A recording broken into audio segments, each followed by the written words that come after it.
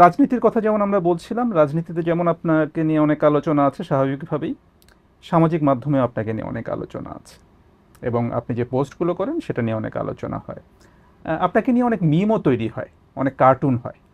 হ্যাঁ, যেমন একটা মিমের কথা যদি আমি বলি, অনেকে শেয়ার করেছিল যে আপনি, আপনার সাথে আমরা জুমে কথা বলছি, আপনি জুমে বক্তব্য দেন, এটা নিয়ে একটা মিম তৈরি হয়েছে যে ওয়ার্ক ফ্রম হোম। তো এই ধরনের মিমগুলোকে আপনি কিভাবে দেখেন? আমি এনজয় করি বেশ। বেশ আমি এনজয় করি। আপনি যদি আমাকে জিজ্ঞেস করেন কিভাবে দেখেন, আমি বলবো যে আই এনজয় দোজ। আপনি দেখেন এগুলো, আপনার চোখে পড়ে? হ্যাঁ হ্যাঁ, চোখে পড়বে না কেন, অবশ্যই চোখে পড়ে।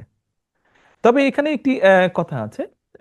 আমি যেহেতু সোশ্যাল মিডিয়ার বিষয়টি আসলো, আমার মনে হয় এই বিষয়টি একটু অ্যাড করা উচিত। দেখুন, সোশ্যাল মিডিয়া এমন একটি বিষয়, আহ, আমি নিজেও আছি সোশ্যাল মিডিয়াতে কম বেশি। বহু মানুষ আছেন, লক্ষ কোটি মানুষ আছে সোশ্যাল মিডিয়াতে। এটি দিয়ে যেমন খুব দ্রুত একজনের সাথে আরেকজনের যোগাযোগ করা যায়।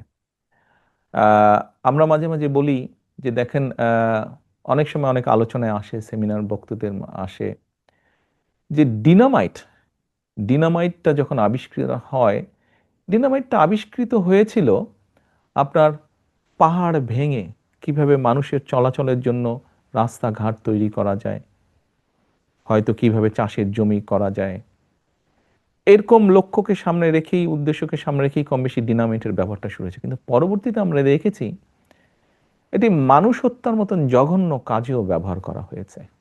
সোশ্যাল মিডিয়ার ক্ষেত্রে আমি বলতে চাই যে অবশ্যই প্রত্যেকটি মানুষের অধিকার আছে। যেহেতু আমরা গণতন্ত্রে বিশ্বাস করি, মানুষের বাক ব্যক্তি স্বাধীনতায় আমরা বিশ্বাস করি, প্রত্যেকটি মানুষের অধিকার আছে তার মতামত প্রকাশ করার। তবে আমরা যদি সকলে এতটুকু সচেতন হই যে আমি আমার মত ঠিকই প্রকাশ করলাম, কিন্তু এই মত প্রকাশের ফলে কি কেউ ক্ষতিগ্রস্ত হলো কি না, এই বিষয়টিকে যদি আমরা বিবেচনায় রাখি, একটি মানুষ ক্ষতির সম্মুখীন হলো কিনা, ক্ষতিগ্রস্ত হলো কিনা, এই বিষয়টিকে বোধহয় আমাদের বিবেচনায় রাখা উচিত। এটি এক নম্বর। দ্বিতীয়ত হচ্ছে, সোশ্যাল মিডিয়ার বহুল ব্যবহারের ফলে ডিসইনফরমেশন বা মিসইনফরমেশন, এই বিষয়টিও চলে এসছে সামনে, কথাটিও চলে এসছে। আহ, একটি জিনিস আমি দেখলাম বা শুনলাম, সাথে সাথেই আমি সেটিতে ঝাঁপিয়ে পড়লাম, না করে আমার মনে হয় ফ্যাক্ট চেক বলে যেই কথাটি আছে সোশ্যাল মিডিয়াতে, এটা সব জায়গায় আছে।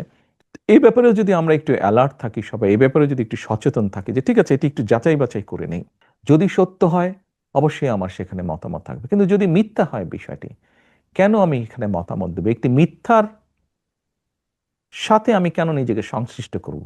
একটি খারাপ কিছুর সাথে কেন আমি নিজেকে সংশ্লিষ্ট করব? এটি আমি আমার মতামতটা প্রকাশ করলাম।